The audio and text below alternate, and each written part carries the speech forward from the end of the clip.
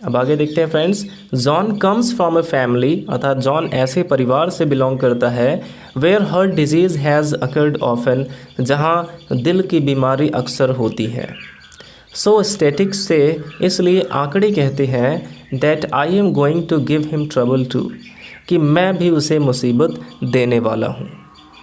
John ऐसे परिवार से है जहाँ पे दिल की बीमारी अक्सर होती है, इसलिए आंकड़े कहते हैं। सो स्टैटिक्स से इसलिए आंकड़े कहते हैं that I am going to give him trouble too, कि मैं भी उसे मुसीबत देने वाला हूँ। Of course he can do anything about heredity, और वास्तव में वह आनुवांशिकता के लिए कुछ नहीं कर सकता है। कुछ बीमारियाँ आनुवांशिक होती हैं और उसके लिए वह कुछ भी नहीं कर सकता है। But he can do a lot to minimise risk, लेकिन वह खतरे को कम करने के लिए बहुत कुछ कर सकता है। But he can do a lot, लेकिन वह बहुत कुछ कर सकता है टू मिनिमाइज रिस्क, अर्थात खतरे को कम करने के लिए।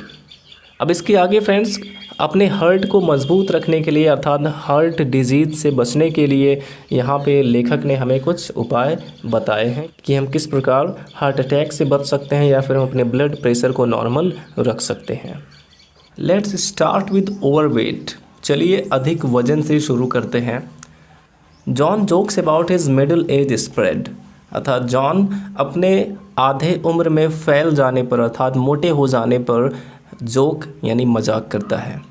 John jokes about his middle age spread, अर्थात जॉन अपने आधे उम्र में स्प्रेड अर्थात फैल जाने पर यानी कि मोटे हो जाने पर मजाक करता है, हंसता है।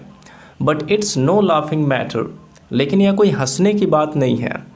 Every kilo of excess fat contains some 700 kilometers of capillaries through which I have to push blood, जिसमें मुझे रक्त पहुंचाना होता है, अर्थात जिसमें हार्ट को रक्त पहुंचाना होता है। In addition to the work of carrying around each extra kilo, अर्थात प्रत्येक अतिरिक्त किलो चर्बी के साथ साथ इसका काम भी बढ़ जाता है। That brings me to John's blood pressure, अर्थात जो मुझे जॉन के रक्तदाब की ओर ले जाता है। तो यहाँ पे कहने का मतलब क्या है फ्रेंड्स कि जितनी ज़्यादा हमारे शरीर में फ़ैट होंगी, जितना ज़्यादा चर्बी होगा, उतनी ही ज़्यादा उसमें पतली पतली नसें होंगी और उन नसों में हार्ट को रक्त पहुँचाना होगा। अर्थात जितना ज़्यादा चर्बी उतनी ज़्यादा नसें और उतना ही ज़्यादा ब्लड पंप करना होगा हार्ट को, अर्थात उसका काम बढ़ जाएगा। That brings me to John's blood pressure, जो मुझे जॉन के रक्तदाब की ओर ले जाता है, अर्थात इससे ब्लड प्रेशर भी बढ़ सकता है। इट्स 140 and 90, अर्थात जॉन का जो ब्लड प्रेशर है वो 140 और 90 है। The upper limit of normal for his age, इसका जो अपर लिमिट है 140 वह उसकी उम्र के लिए नॉर्मल है। The 140 measures the pressure I work against while contracting, 140 वह दाब है I work against while contracting, अर्थात जिसके खिलाफ मैं सिकुड़ते समय काम करता हूँ। And the 90 is the pressure, और 90 वह दाब है while I am resting between beats, जब मैं धड़कनों के मध्य आराम करता हूँ। The lower figure is the more important, अर्थात जो नीचे का दाब है, जो कम दाब है, the lower figure is the more important, अर्थात जो दाब कम है, जो 90 है, ये और भी ज़्यादा इम्पॉर्टेंट है। The higher that figure rises, या दाब जितना ही ज़्यादा बढ़ेगा, the less rest I get, मुझे उतना ही कम आराम मिलेगा। और अगर नॉर्मल ब्लड प्रेशर की बात करें तो 120 और 80 होना चाहिए। And without adequate rest a heart simply work itself to death, और बिना उचित आराम के तो एक हार्ट काम करते करते मर ही जाएगा। There are a lot of things, अर्थात ऐसी बहुत सी चीज़ें हैं जॉन कुड डू, जो जॉन कर सकता है to get his blood pressure down to safer level, अपने रक्त दाब को सेफर लेवल तक अर्थात सुरक्षित स्तर तक लाने के लिए ऐसे बहुत से काम हैं जो जॉन कर सकता है। The first is to get rid of excess fat, जिसमें से पहला है अतिरिक्त चर्बी से छुटकारा पाना। गेट रिड ऑफ का मतलब होता है छुटकारा पाना, जो कि एक फ्रेजल वर्ब है। The first is to get rid of excess fat, जिसमें से पहला है अतिरिक्त चर्बी से छुटकारा पाना। He would be surprised at the drop in blood pressure that would follow, अर्थात यदि वह इसे फॉलो करता है तो उसे अपने ब्लड प्रेशर के कम होने पर आश्चर्य होगा। नेक्स्ट यहाँ पे पहली बात तो इसमें ये बताई गई कि हमें अपना एक्सेस फैट जो है उसे कम करना होगा। नेक्स्ट यहाँ पे है स्मोकिंग इज़ अनदर थिंग, दूसरी चीज़ है smoking. John smokes 40 cigarettes a day, John एक दिन में 40 सिगरेट पीता है, which means he may be absorbing quite an amount of nicotine every 24 hours, जिसका मतलब है कि जॉन हर 24 घंटे अपने अंदर निकोटीन की एक भारी मात्रा ले रहा है। This is pretty violent stuff, जो एक बहुत ही उत्तेजक पदार्थ है। This is pretty violent stuff, जो एक बहुत ही उत्तेजक पदार्थ है।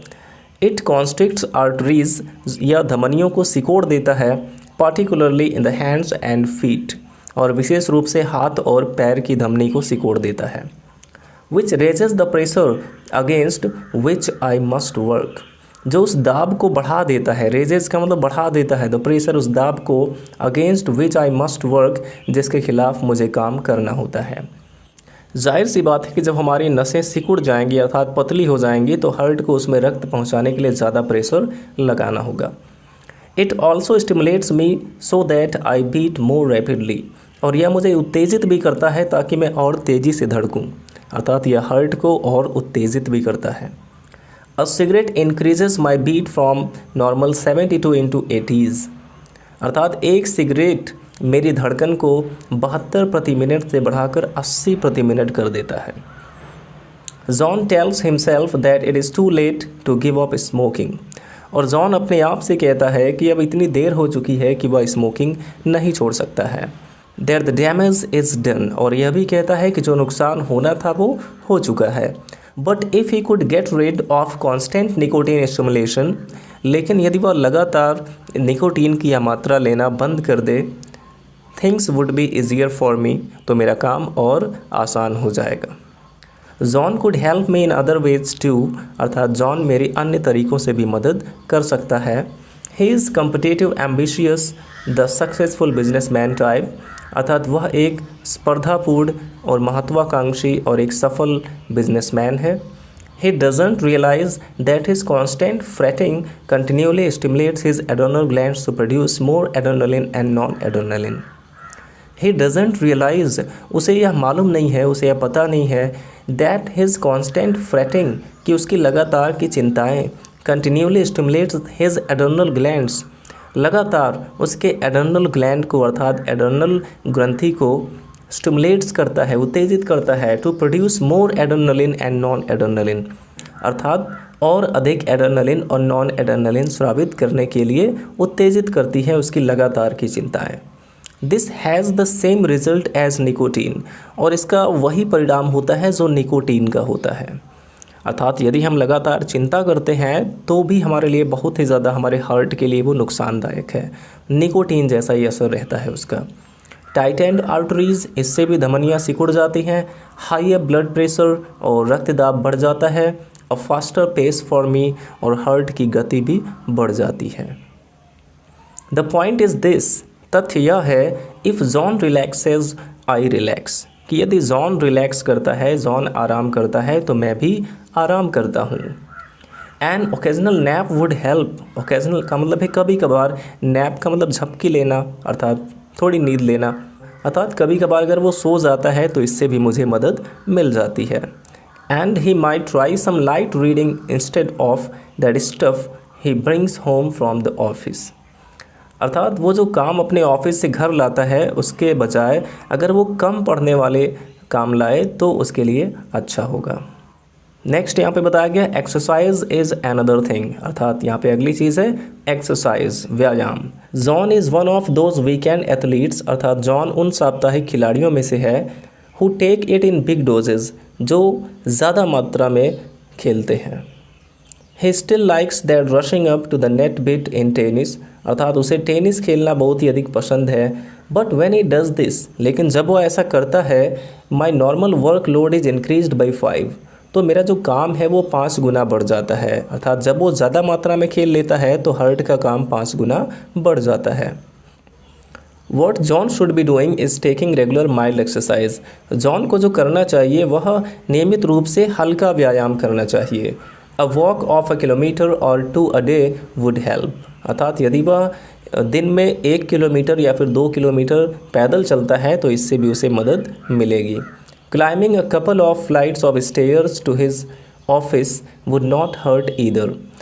और यदि वो अपनी ऑफिस के 1 या 2 मंजिले पर सीढ़ी से चढ़कर जाता है तब भी उसके लिए अच्छा होगा। His office is on the 10th floor. उसका ऑफिस 10वें मंजिले पर है। But he could walk up the first 2 flights. लेकिन वह पहले के 2 मंजिलों पर सीढ़ी से जा सकता है। And then take the lift. और उसके बाद लिफ्ट ले सकता है। Little things like that would do a lot. ऐसी छोटी छोटी चीज़ें बहुत काम करती हैं। As I said, जैसा कि मैंने कहा कि fatty deposits are already beginning to block some of my arteries.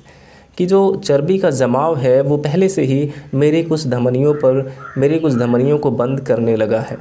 But regular exercise would cause new blood pathway to develop.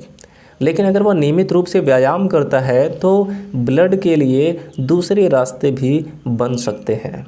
Then if one artery closes down, तो यदि एक धमनी बंद हो जाती है, there are others to nourish me, तो मुझे पोषण देने के लिए अन्य धमनियाँ हैं।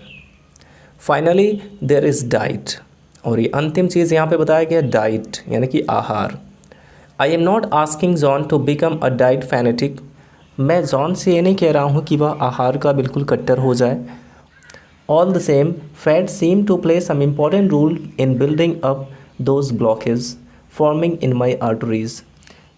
क्योंकि जो चर्बी है वो मेरी धमनियों को बंद करने में एक अहम भूमिका निभाती है। John gets 45% of his calories from fats, और जॉन अपनी 45% कैलोरी फैट से लेता है, अर्थात 45% कैलोरी वह फैट से ही लेता है। And like others in industrialised countries who eat similar foods, अर्थात उन अन्य औद्योगिक देशों की तरह जो लोग इस प्रकार का भोजन करते हैं, has a 50-50 chance of dying from clogged arteries. उनके बंद हुई धमनी से मरने का 50-50 चांस होता है। ऐसे लोग जो इस प्रकार का भोजन करते हैं, फैट वाला भोजन करते हैं, उनके बंद हुई धमनी से मरने का 50-50 चांस होता है। आई एम नॉट डिमांडिंग टाइप, मैं बहुत मांग करने वाला नहीं हूँ। ये हार्ट कहता है कि आई एम नॉट डिमांडिंग टाइप, मैं बहुत मांग करने वाला नहीं हूँ, अर्थात मैं कुछ ज़्यादा नहीं मांगता हूँ। I will do the best I can for John under any circumstances, अर्थात मैं किसी भी परिस्थिति में, मैं हर परिस्थिति में जॉन के लिए अपना बेस्ट करूँगा। Just the same I wish he would give me a few breaks, केवल मैं ये चाहता हूँ कि वह मुझे थोड़ा आराम दे। स्लिम डाउन अ बिट, थोड़ा पतला हो जाए। टेक रेगुलर एक्सरसाइज, नियमित व्यायाम करे। रिलैक्स अ लिटिल मोर, थोड़ा और आराम करे। Cut down on fats and smoking, और फैट और स्मोकिंग कम कर दे। If he would only do these things, यदि वह केवल इतनी चीज़ें करता है, I could keep on working for John for a long time, तो मैं एक लंबे समय तक जॉन के लिए काम करता रहूँगा। अर्थात यहाँ पे कहने का मतलब है कि यदि हम अपने हार्ट को हेल्दी रखना चाहते हैं तो सबसे पहली बात कि हमें अपने फ़ैट को कम करना होगा, जो एक्सेस फ़ैट है उसे कम करना होगा। और दूसरी बात अगर हम स्मोकिंग करते हैं तो हमें स्मोकिंग को कम करना होगा या फिर बंद ही कर देना हमारे लिए अच्छा है। और तीसरी बात, हमें ज़्यादा चिंता नहीं करनी चाहिए, क्योंकि चिंता करने से हमारा जो एड्रेनल ग्लैंड है वो बहुत ही ज़्यादा एड्रेनलिन और नॉन एड्रेनलिन को स्रावित करता है, जिसका इफ़ेक्ट बिल्कुल निकोटीन जैसा ही होता है। हमारी धमनियाँ सिकुड़ जाती हैं और उससे हमारा ब्लड प्रेशर बढ़ जाता है। और इसके अलावा फ्रेंड्स, हमें ज़्यादा आराम भी करना चाहिए और हमें रेगुलर हल्का व्यायाम करना चाहिए और अपने डाइट को भी हमें कंट्रोल करना चाहिए। ज़्यादा फैट यानी कि तेल मसाले वाली चीज़ें ज़्यादा नहीं खानी चाहिए। अगर हम इन सब बातों को ध्यान रखते हैं तो हम अपने हार्ट को हेल्दी रख सकते हैं। तो फ्रेंड्स, इस प्रकार से लेसन समाप्त हुआ। आई होप आपको समझ में आया होगा। Thanks for watching.